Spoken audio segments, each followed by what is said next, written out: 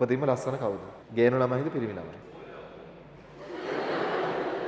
කියන්න පුතේ ලැජ්ජ වෙන්න එපා. උපතින්ම ලස්සන කවුද? කොල්ල උපතින්ම ලස්සනයි. ගෑනු ළමයි විරුද්ධයිද? විරුද්ධයි නම් මං අහන්නේ මෙච්චරයි. ඔයාලා උපතින්ම ඔච්චර ලස්සන. ඇයි ඔය එක එක උත්සව වලට යනකොට මේකප් දාන්නේ? මොදා යන්නකො. ඉන්න පුළුවන් එක්කෙනෙක් දෙන්නෙක්. නමුත් අති බහුතරය මේකප් දානවනේ.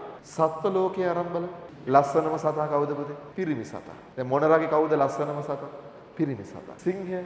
ඔව් පිරිමි සිංහයා ලස්සනයි. මං අහන්නේ මෙච්චරයි. කෙල්ල උපතින්ම ලස්සනයි නම් ඇයි පුතා මේකප් දාන්නේ? එකපාරක් මට ආව චිට් එක. නෑ සර් මේ කාන්තාව උපතින්ම ලස්සනයි. ඒ ලස්සන වැඩි දියුණු කර ගැනීම සඳහා තමයි අපි මොනවද දාන්නේද?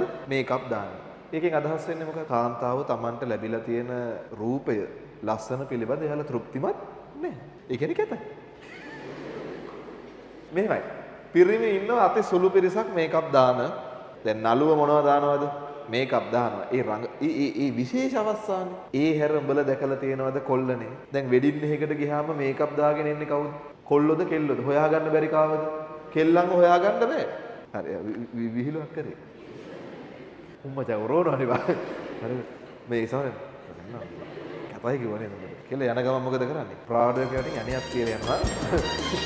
මේ කපයි ගෝ කලයක් වද ගෙදර. යණියක් තියලා යනවා ඊට පස්සේ කෙලියයි ඊට පස්සේ